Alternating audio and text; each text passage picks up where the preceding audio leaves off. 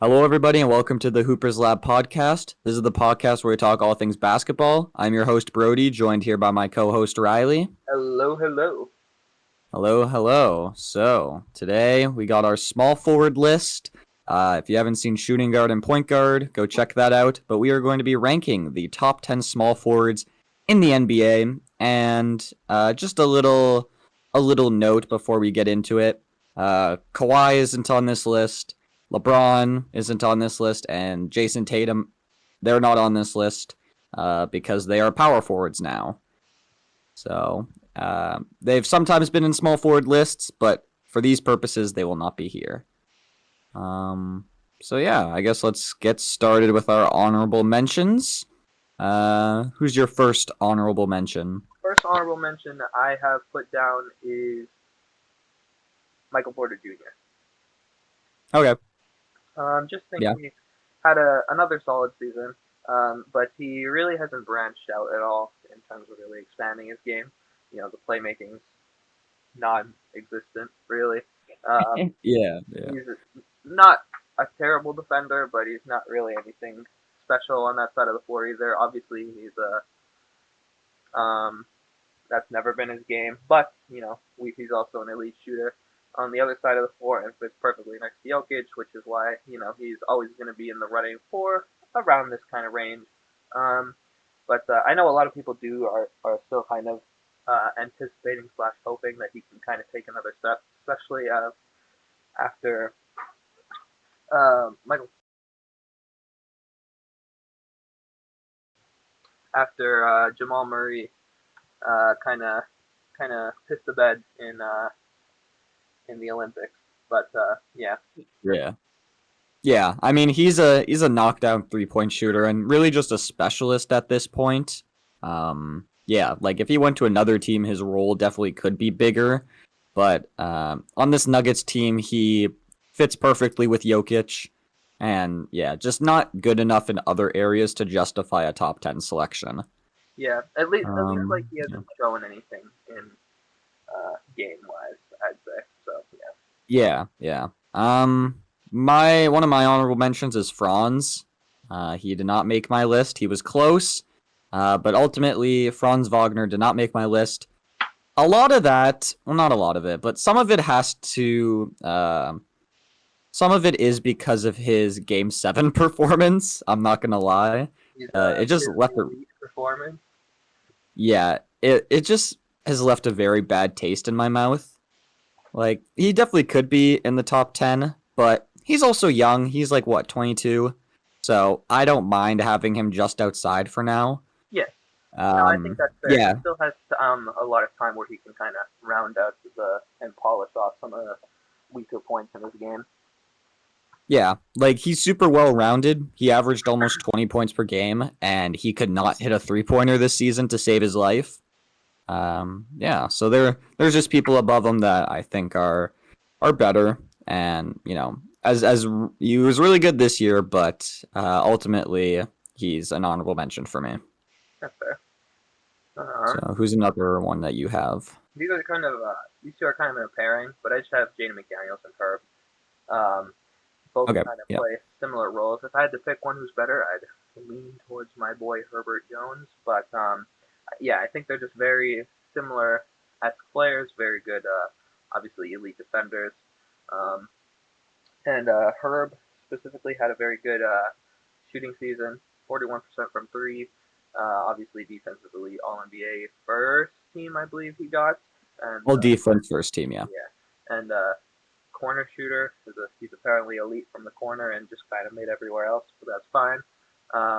And yeah, showed kind of, I don't want to say progression because he's always kind of been okay at this, but showed that he can be a decent playmaker, like move the ball, and kind of just a good system offense player. So yeah, and then yeah, McDaniel's still elite as well. Kind of had a bit of a, I don't want to say regression year compared to last year, but almost like a plateau kind of year. Yeah, People were kind of for more sure. so hoping for the offensive leap from him, which we didn't really see. Not that it really mattered in the Timberwolves case, but yeah. Yeah, for sure. And then my last honorable mention is OG Ananobi. He did not make my list. And I have a hot take later on someone I have over OG. But the reason for OG is I'll get into it a little bit later. But for me, his availability, I think, is a huge thing for me. And I think that he's pretty overrated. Like, OG is obviously a super impactful player, but when I was looking at other small forward lists, like I sent it to you, but Six Rings of Steel had him 5. I know that was kind of nuts. Yeah, the Deep 3 had him at like 7. So I'm just like, I don't think that he's that high, and I'll get into it a little bit more later, because there's someone I have at 10 that I think is better, that no one else thinks is better, but I think they're better than OG. Oh, I forgot yeah, one of do my I have- honorable mentions. I'm not gonna go very far in depth with them, but I have Keegan Murray as an honorable mention as well. Yeah, I found it kind of weird that you were asking about him.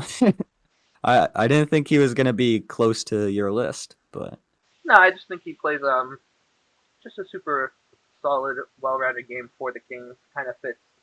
Other than obviously he's not elite defensively, but he's definitely one of their better defenders. So kind of does everything they need for them. So yeah, and just had an overall solid season. yeah, that's fair. So yeah, I guess let's get into our top 10. So, who do you have at number 10? Yeah, at 10 I have Mr. Franz Wagner. So yeah, Okay, yeah. kind of hit everything. He had a solid season. Obviously, kind of disappointed in the playoffs, especially with his inability really to consistently shoot the ball. And I think if he, especially in that area, if he really rounds out his game, I think he'll look to have another great season. Maybe make some improvements on the defensive side of the floor as well. You can see him rise on this list. But yeah, overall, just a solid player. Very good scorer. Very good second option next to Paulo. And yeah, I would expect him to be higher on the list next season, but I guess we'll know in the future.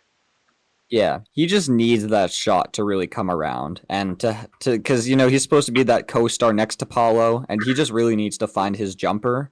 And I think that the Olympics, like I think he had a bad closeout game against in the bronze medal game, Yeah. and then also the game 7 that I talked about. It just left a bad taste in my mouth, and then also that contract he's making, I think will also because once you get overpaid for your production, I think lots of people start to disrespect you a little bit more. So I think that I could see people starting to turn on Franz a bit, but still a pretty good player. Yeah, no, that's fair. Overpaid equals overrated in NBA fandom. Yeah, no, for sure. Like, do you not want them to get their bag? Like, if a team's offering me a contract, I'm gonna sign it. I don't care if I'm worth it or not. Real NBA fans are just preying on the player's downfall. Yeah, no. I want a minimum. We're offering you 40 million. No, I'll take the minimum. I'm not worth 40. Like, that just doesn't happen. My number 10. This is gonna be probably my hottest take. I have Herb at number 10. Okay. So I have him above OG Anunoby. And every list I looked at, no one agrees with me. But I have a couple reasons why. Number 1 is the health. OG is a guy that is super injury prone at this point of his career, and Herb is kind of an Iron Man. So that's one thing. And the thing about OG Anunoby's defense for me is that he's been placed in such good defensive situations, whereas Herb Jones has made the Pelicans a defensive situation. Like, the Pelicans, they don't have a defensive identity at all. There's no culture there. Herb carries that defense so hard, whereas OG has been blessed with, now he's on the Knicks, where, they're obviously an elite defensive team. And then same thing with the Raptors culture. When he was on those teams, it was always a defense first kind of mindset. And then, like, playmaking wise, Herb is better. Herb's actually a solid playmaker, whereas OG is kind of a black hole in that category. And then shooting is, pretty similar. And Herb made all defensive first team, and OG hasn't done that yet. Herb made all defensive first team, and he was the only perimeter player on the first team. So the NBA thought he was the best perimeter defender in the league, and I also think he's one of the best. Definitely not a hot take. No, you definitely hit everything on the head with Herb. The only thing I'd say is the one thing that Willie Green's done okay as a coach is kind of build that defensive identity. But yeah, definitely a lot of that credit has to go to Mr. Herbert Keyshawn because he is just elite on that side of the floor. Yeah, no, for sure. And if you don't agree that that Herb is better than OG, I completely understand because it is a hot take, but it's definitely closer than people think. Because like for Herb to be like in the mid-teens in all of these small forward lists, and then for OG to be in the top 5 or sniffing the top 5 is kind of crazy. Yeah. Because I don't think there's really that much of a difference. No, that's fair. I can understand that. Yeah. So yeah, that's my hot take for the video. Let's move on to number 9. Who do you have at 9? This is where I have not so cash money Chris. I also have Chris Middleton here. In my original draft, I had him high on the list, and I kind of thought about it. As much as I'd like to give him the benefit of the doubt, it's kind of back-to-back seasons of just kind of mediocre from him. And obviously, I think a lot of that is due to him not really being able to stay healthy.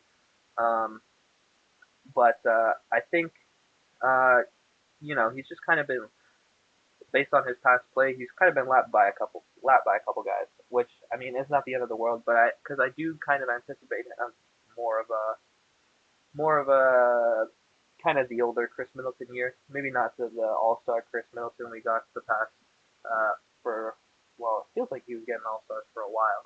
But I kind of expect more of a bounce back year from him next year, assuming he's able to go into it healthy.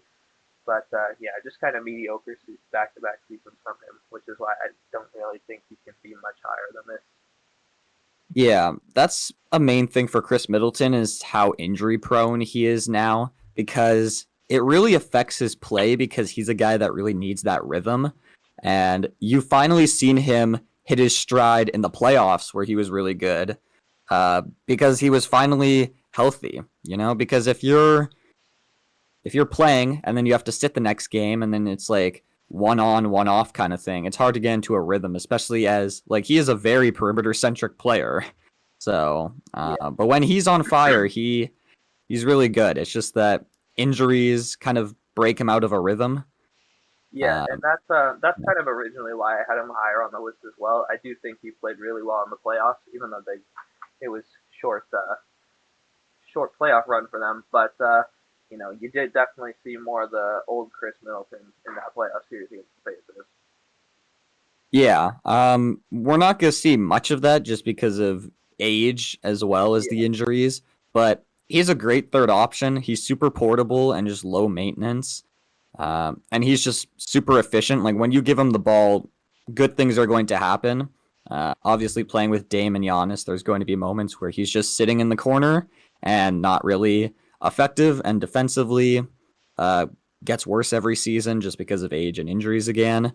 Yeah. But he's really efficient, and he's also a really clutch player for them. And they need to find better ways, I think, to incorporate him next year. Yeah. And hopefully under a full season of Doc, they can kind of have or full off season under Doc, they can kind of put together just a better offensive scheme in general. Hopefully the Bucks. It's crazy to think that the Bucks had a quote unquote bad year, and ended up being the 3 seed. Yeah, yeah, for sure. It was a weird year for the Bucks. Yeah. I still don't know how to feel about them. No, I know. I'm kind of scared, low-key. Especially if a lot of them are aging. I don't know, man. Yeah. Let's get into... So that was number 9. Let's get into our number 8. Who do you have here? I have Mikal Bridges here. Okay, I also have Mikal here. Now our lists will be exactly the same. No. I don't know what we have different. Yeah, I'm also trying to figure that out because I didn't have OG and you have yet to name OG. Yeah. So Mikal Bridges. Obviously he's kind of been known as the elite 3 and D guy. Obviously being in Brooklyn, I don't want to say his defense has regressed or anything because I'm sure he's still elite on that side of the ball. But obviously, when your team is hot dog shit, there's only so much you can do defensively. Um, Yeah. and then offensively, I never saw the number one option type thing that everyone was trying to push when he first got to Brooklyn, and it kind of showed last season that he's more of a third, maybe even fourth option in my opinion. But still solid. Obviously, he's an elite shooter. Kind of showed that at least he can score a little more at all three levels in his tenure as the number one option there. And yeah, just an overall solid 3 and D player. Yeah, he was definitely overtaxed on the Nets as being that go-to guy when that's just not who he is. He's a guy that works best in the flow of an offense. Yeah, Like he has a really good feel for the game and just knows where to be at all times. And when you have to draw up plays for him to have the ball in his hands a lot, it's not really a great recipe. Like he does have those really good games where he can score, but on a night-to-night basis, I don't think it's best to look at Mikal to be a go-to guy. But yeah, just a great on-ball defender, incredible length, got go-go gadget arms, and he's the most durable player in the league. He is the definition of an Iron Man, so that definitely helps a lot.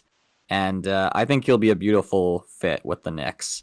So I'm excited to see the Knicks this season, honestly. yeah, no, I agree. I think they'll just be super good in general, and I think they'll all kind of mesh perfectly, assuming they can stay decently healthy. Cough, cough, OG.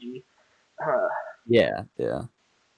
Um, I have a theory. I have a theory that you I'm didn't worried. put someone on the list. I'm worried I forgot someone.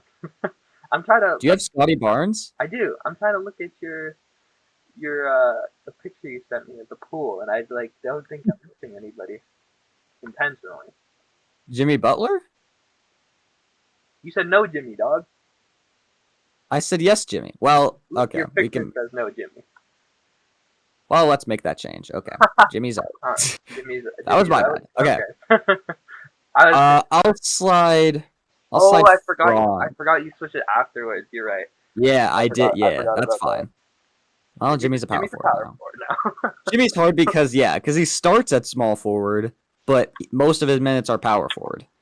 And I just want to kind of balance because the small forward list is kind of weak and the power forward list is so stacked. Yeah. Um, So who'd you I mean, find now? it's actually no, it's you can put Jimmy somewhere I'll find you. on the spot. Sorry, Franz. I think Sorry, Franz. yes, fuck you, Franz.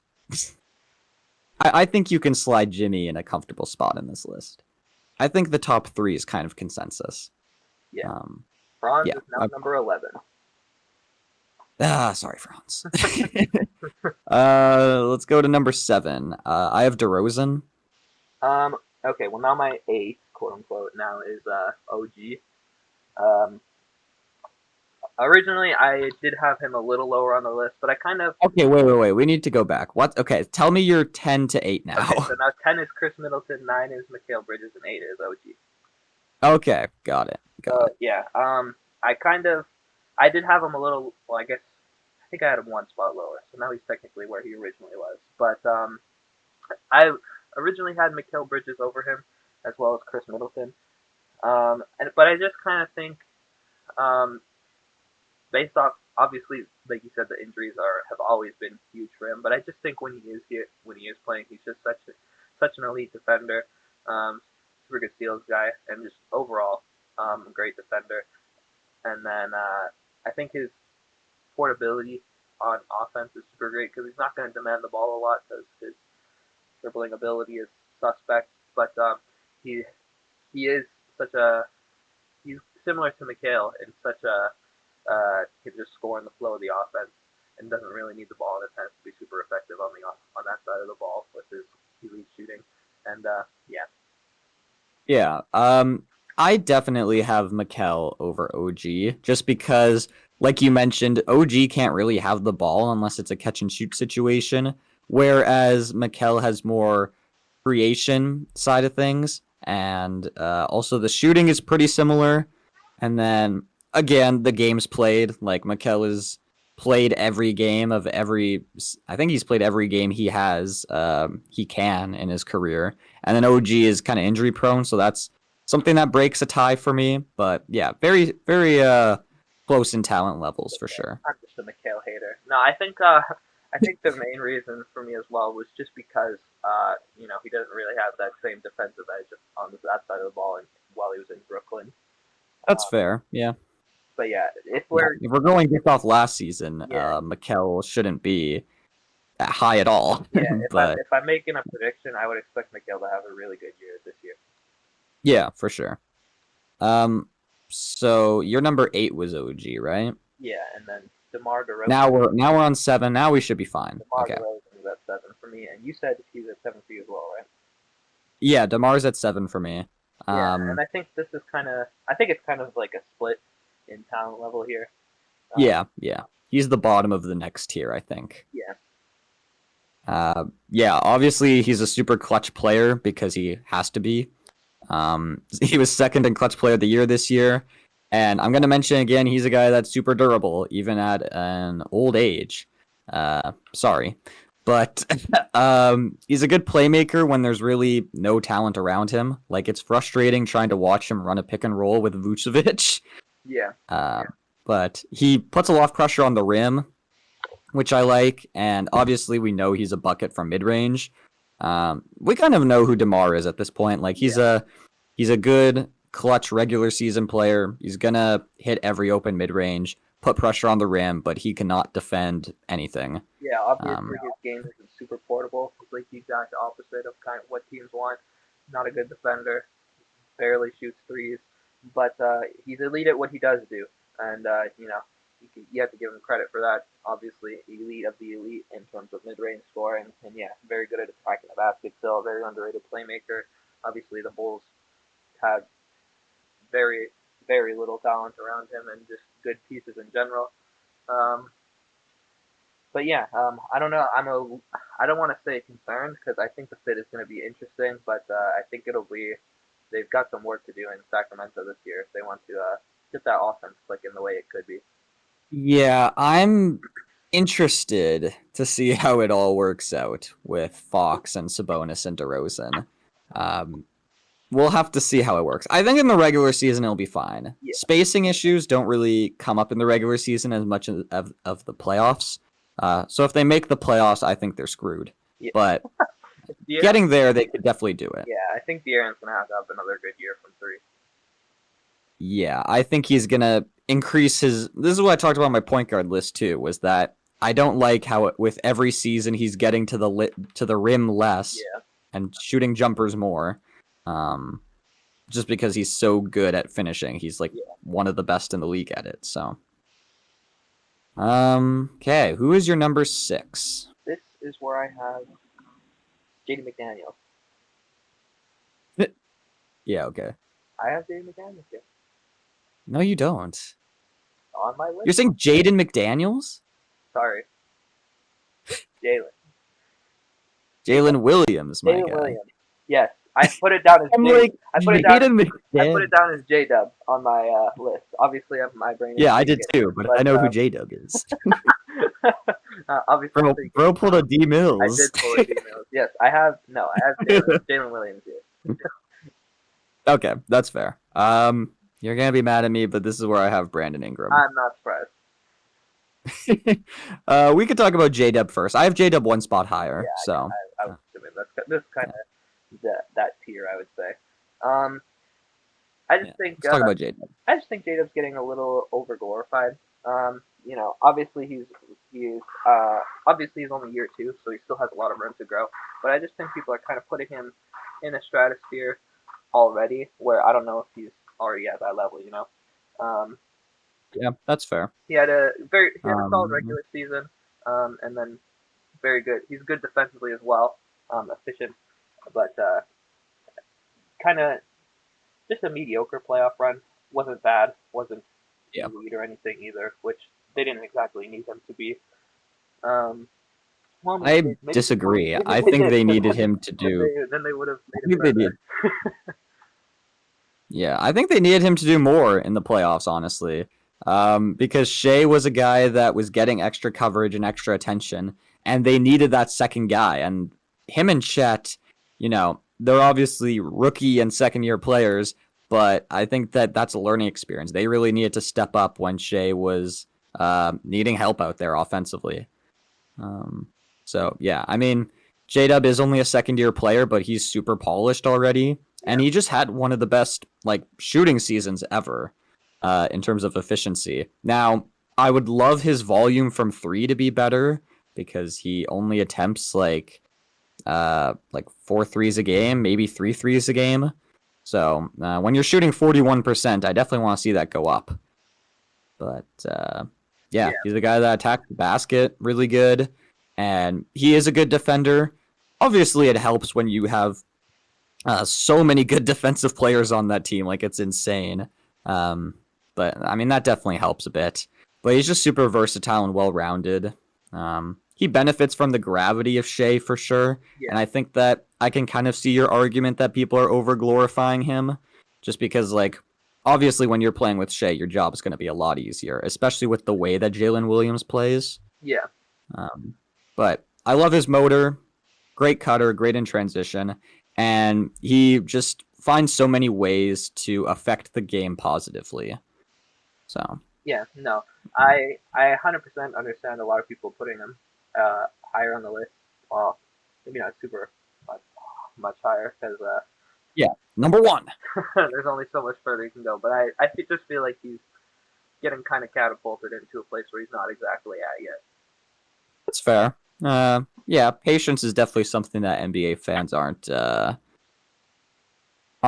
known for, so He's that makes the sense. best point guard in the NBA. Uh, yeah, but I have Ingram at number 6. Now, Ingram is a guy that I think people are going to last think of him in that series against the Thunder, but context is needed there because there was no chance for him to do good. He was battling with an injury, he had no Zion. The rest of the team couldn't do anything, and he had to go against the Thunder, who have a million great defensive players that were all focused on him. And So, the referee definitely, the referees yeah. let Lou Dort get away with some questionable crimes to humanity. Yes, for sure. And everyone's like, "Well, he was put in the torture chamber." No man, I was so mad because everyone was like, you have to play through it. It's playoff basketball. And I was like, you know what? That's fine. The game's called so much differently in the postseason than the regular season. It's not the end of the world. Then I watched Luka get everything he wants, and that pissed me off. I was like, all right. Yeah, yeah. But yeah, I think that Ingram at this point is pretty underrated. Uh, Again, when I was looking at other people's lists, he was like in the 10 to 11 range, Makes which I just don't understand how you could put guys like Franz over Ingram. no sense. I just don't understand things like that. And he's also getting disrespected because he's in trade talks that haven't really ramped up. And that's not because he's not a valuable player. It's because he wants more money than teams see that he is worth. And he's not the most portable guy like some other players. So that's why there is no buzz with trade talks. It has nothing to do with the talent of Brandon Ingram. And I think people are kind of confusing the lack of trade buzz with his overall talent. Yeah, Um, I yeah. think yeah. Obviously, I have him at 5. I think Okay, you do. Yeah. Okay. he's number 3. Um, I just think the portability. I think the portability thing is a little over exaggerated as well, and Yeah. I think that's Sure. partially due to the fact that he plays with a 700-pound life uh, Yeah. person who can only attack the paint. And not on top. I just think the Pelicans team in general makes it hard for him because you have Jonas in the paint who's a post player, Zion in the paint who's always attacking the basket. So it kind of it makes it a lot harder for him to get to that one level where I think he's improved a lot as a finisher. Super finesse. He's not as tenacious as he once was. Because I think he's a little slower now athletically, but Yeah. obviously elite in the mid range. Basically, Yeah. his most of his shot diet comes from there, which I think is kind of what the main thing of the portability issues for him. He needs to get his volume back up from three, which I mean I don't blame him entirely because the only playmaker on the team other than him is Zion. Um, Yeah, now, yeah, that definitely doesn't help when he's supposed to create basically everything, yeah, and he doesn't get the. If he doesn't have the ball, he doesn't get the ball, pretty yeah. much. No, that's Um, the main thing as well. But yeah, I think he had a really good season defensively as well this year. I kind of really saw him lock in on that side of the ball, use his length well. And then I think he's always been a massively underrated playmaker. And then oh, for sure. the only Yeah, thing I is, had that down as well. yeah, the only thing is his rebounding. I don't know why he does not get more rebounds than he does. Because he got Jonas Valanciunas. I suppose. Now that they don't have a center, That, Ingram's going to oh, average 10 literally, rebounds a game. now they're gonna have to lock in on rebounds if they're running with Missy out there. Yeah, that's going to I don't know. Okay, We'll get into the Pelicans more when we're talking about like projections and standings and stuff, but I don't know the roster construction, bro. Um, but yeah, back to Ingram. If he was shooting like how he did in his most improved season, I think that people would think he's more portable. yeah, Um, but yeah, he's a guy that lives in that mid-range area, and that's just an area that lots of teams kind of try and avoid. Uh, but yeah, you mentioned the playmaking, great playmaker, and I think very underrated in that regard. He steps up in big moments, and you mentioned the defense. I think is something that's overlooked as well. But people still look at him as a bad defender, which is not the case whatsoever. yeah, but also like he is getting more injury prone. Yeah, I don't know. You well, mentioned the athleticism isn't the same in like the attacking the basket, and I think it shows. I would say this has been one of his more healthy seasons until he I don't know how he came back. I thought he was cooked for the season when he got hurt at the end of the year. But yeah, this was one of his more healthy seasons in recent.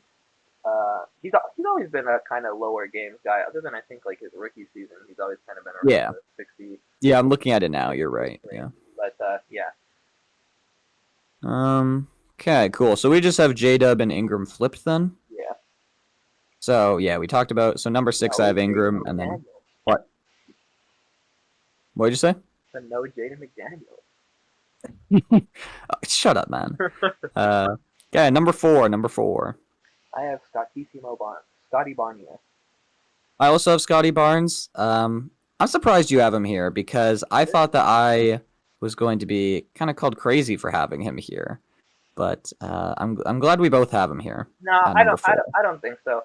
I really like Scotty. Obviously, he's super good defensively.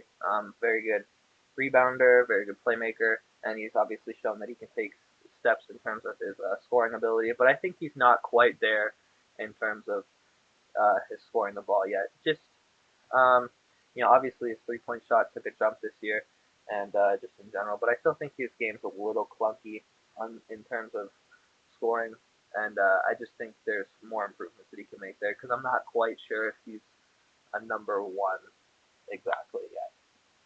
Yeah, I don't think he is. I think he's in a situation where he kind of needs to be for this team. But he's a guy that I just love how he can do so many different things on the court. If you need him to lock in and guard the other team's best player, he can definitely do that. If you need him to run the show and facilitate, he can do that. And he can also score for you. And Yeah. you mentioned the jump shot, which has improved a lot this season. Obviously, still not at a great level, but I think for him, it's a really good spot for his third season in the league. Yeah. And he's a guy that just fits the Raptors so well because of his determination. Like he's a super hard worker. He's gonna hustle, and he has such a high motor. Yeah, and I really think that he's just one of the most well-rounded, versatile players in the league. Like if we did top 25 under 25, he would definitely be high up just because I think the sky's the limit for him. Yeah. He showed a lot this season. Yeah, So he can do like quite literally almost everything on the court. And I just think I'm not quite ready to put him there due to his uh, question marks in terms of his scoring ability and over the top three. I think they're all already kind of polished everywhere. So Yeah, if his scoring was more polished, I think he could definitely have more of a conversation. I think that he's the highest in this tier. Like, I think after him is where it kind of breaks into a new tier. But if he improves his scoring, he could definitely elevate himself into that next tier. Yeah, Uh, I kind of see him as like it's gonna sound like high praise, but I see him as like a Draymond on steroids, and also kind of like a mix between Giannis and Draymond, which is a crazy combo. But I think that there's a little shades of both of them in his game. I can see that. Um, but I think another thing too is Scotty isn't elite at one thing just yet, which I think is something that would be nice. I think Like he's as well probably rounded as he doesn't really have like a go-to kind of skill. that's But fair. um, but yeah, great feel for the game, super high IQ. He lets the game come to him, and he had a big sophomore slump season that he broke out of because in his second year he was asked to do a lot of ISO ball, and with the Raptors' new coach and their new kind of offensive system, he thrived. I was gonna say So I think the new system really fits him well in his game, and if they can get more pieces that kind of fit around that, I think the Raptors are low key kind of cooking something up. But I think they could benefit from one more down year. But I'm worried they're gonna try to make that play in game. I think Quickly's gonna have a really good year, and that the Raptors aren't gonna be that bad. Yeah, no, So this is the year to be bad. So I mean, I don't know how to feel about it, but yeah. Yeah, we'll talk more about team situations after our lists, probably after we're done the power forward and centers and the top 10 players in the league and stuff like that. Number three, we're in the top three now. Who's your number three? Paul George. I also have Paul George here. I I was think it'll be the same from now on, yeah, but yeah. well, yeah. I was yeah. I'll talk about Paul George for now, I guess. Okay. Since that is who we're on. Obviously, a great defender, super good playmaker as well, facilitator. I think that's always kind of a part of his game that's overlooked, but he just has a really good feel on that side of the ball. Um, and then obviously he's a elite scorer at all three levels.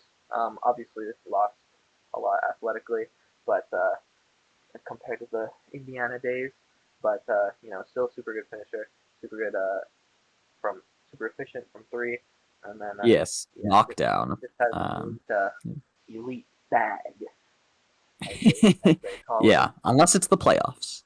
it. Um, but yeah, you pretty much hit everything on the head. Like, really elite floor spacer and just a guy that has a high portability compared Yeah, to a player I have above him.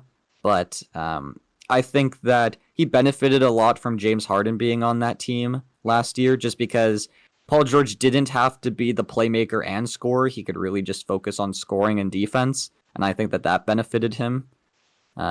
Yeah, he's a bucket, and he could lock in on defense. yeah, He does have the tendency to disappear from games, and obviously we know about his playoff reputation, it has become now.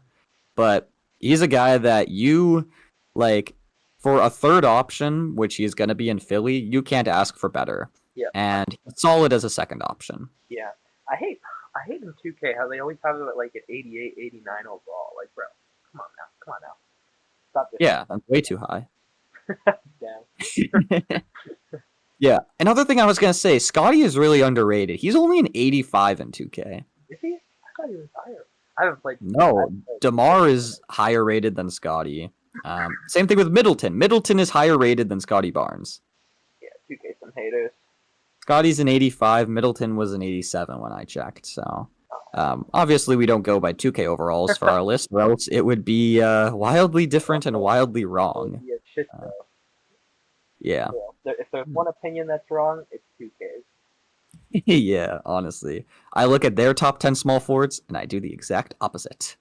Uh, yeah. Number two, we're getting into the top two. Timmy Who do you have at Butler. number two? Yeah, same. I was Now you have him here. I was really debating putting PG over Jimmy when I had to slide him in, but I just think Jimmy's the way he elevates his game in the playoffs does need to be taken into consideration a lot because the man looks unstoppable in a 7-game series. Obviously, the Heat would be in better positions yearly if he played that well the whole regular season. But Yeah. there's only you can only put so much on your body before it gives out, I suppose. Yeah, for sure. And I think that's what gave the edge for Jimmy Butler over Paul George for me was because of the playoffs and how he is a playoff riser and what he can do as a number one option. Like he led his team to 2 finals in the last 4 years. And PG obviously hasn't sniffed that. PG is the more portable player. Like if I needed a player, a supporting cast player, I would definitely choose Paul George. But Jimmy Butler has the higher ceiling as a first option guy. Yeah, and I think He's the I do still think that he's him being on the Heat. It does kind of I don't want to say inflates his game, but it does fit perfectly for him, and he can kind of just do exactly what he wants there and play exactly how he feels comfortable, which works in his favor. Yeah, for sure. But yeah, Jimmy Butler, super impactful. He can look like when he's on fire, he can look like one of the best players in our league. But there's moments where he does disappear, and that's mainly in the regular season, which he needs to step it up in the regular season more. Like I get conserving yourself for the playoffs, but you need to get to the playoffs, which didn't happen last year. Being the So 8th seed every year is not an ideal situation. yeah, like it worked for their finals runs, obviously. Well, one of them did, where they were the 8 seed. The other one they were a high seed. Yeah. But yeah, he puts a lot of pressure on the rim, which I like. He's a great defender when he's really locked into that side of the ball, and good playmaker. He steps up in the biggest moments, and that's kind of how lots of players judge basketball players. Like they judge them mostly based on playoffs and how good they are in the games and the moments that matter the most. Yeah. And Jimmy Butler is high on that list. So Yeah. No, it's just super hard to gauge him when he only plays like that elite level for 16 games. yeah, which is why I give Bam a lot of credit because he is kind of the glue that's always there and has to carry a lot for them. Yeah. But yeah, and number 1 is my least favorite player in the league. This is where we have Jaylen Brown. Still a hater to this day. No, but it's just funny how the first basketball player that I really like, the only one pretty much that I really like hated on and despised turned into this good of a player because I don't think that anyone would have thought that he would have became this good. I definitely didn't think so. Yeah. But he's a guy that he can be great as a number 1 and number 2, and I really like that. Because like what we said with Jimmy, like as a number 1 guy, he's really good, but he's not a guy that I would want as a number 2. Yeah. And Jaylen Brown's a guy that he can do both, and his fit with Tatum, I think this playoff showed that it's a good fit. People thought that it was clunky because they were too similar, but I think this playoff showed that that's just not true. It works in their favor. If anything, they can both kind of get their own when they need to. Obviously, Jaylen Brown's kind of a bit of a tunnel vision player at times. I think that's gotten better though, especially with their runs. And yeah, super good defensively still, obviously. Can score at all 3 levels. Super good volume in his shot diet as well for how efficient he is, and yeah, just overall, I think he's pretty head and shoulders at 1. Yeah, I think that he's the most stable. I think that he's so key to the Celtics because of his stability. Like there'll be times where the Celtics go on these weird runs where they're in a drought, and I think that Tatum is a guy that does go on those droughts, but I think Jaylen Brown is a guy that's just so consistent, and he could kind of break the team out of that kind of slump that they sometimes get in. When they're just, shooting all these outside shots, Jaylen Brown is a guy that can attack the basket. And, you talked about the playmaking, which has improved, and his handle as well, which a lot of people clowned on, but, He can use his left hand now. Now he's number 1. Let's go.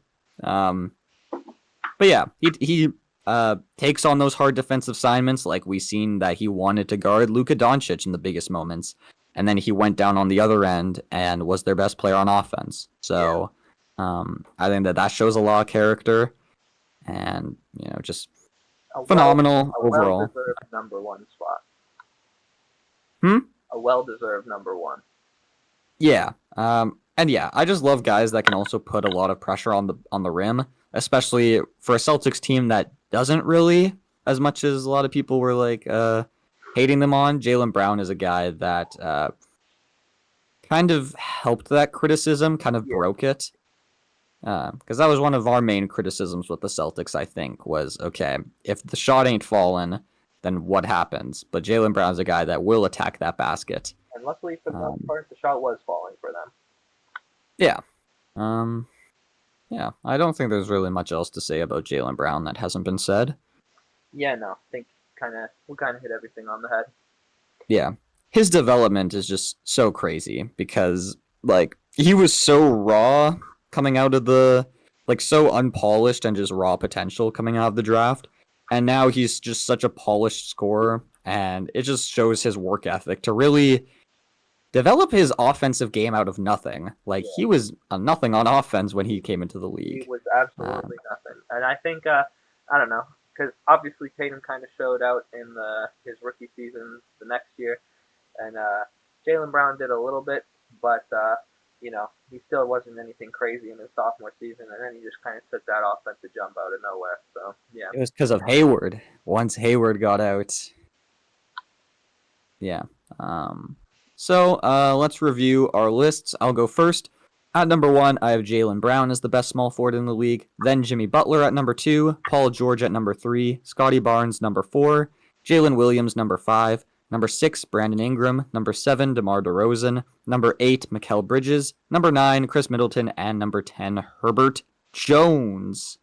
And I have at number 1, Jaylen Brown. 2, Jimmy Butler. 3, Paul George. 4, Scotty Barnes. 5, Brandon Ingram. 6, Jalen Williams. 7, DeMar DeRozan. 8, OG Anunoby. 9, Mikal Bridges. 10, Christian James. No, that's McCollum. Christian. I don't remember his name. Chris Middleton. And at 11, because we added Jimmy Butler after, we have Franz Wagner. Yeah. So really the main differences in the list are Jalen Williams and Ingram we just have flipped. And then you're obviously the Ingram bias. No. And then I have Mikal higher than OG. I have Mikal and Herb higher than OG, and you just have OG above those guys, which is fair. I get why, just because of how much he can affect the game defensively. Yeah. So yeah, I think that is all for this small forward list and this episode of the Hoopers Lab podcast. We hope you enjoyed, and if you are on YouTube, then like and subscribe, comment down below your list, and tell us what we did wrong in a nice, respectful way. No, hate on us. This list is awesome. Oh yeah, the interaction. Hate on us. Yeah, hate on our lists. Get those YouTube interactions up. And then on Spotify, give us 5 stars and follow us wherever you get your podcast listening. So that's all for us now. We'll see you in the next one. Take care and goodbye. Adios.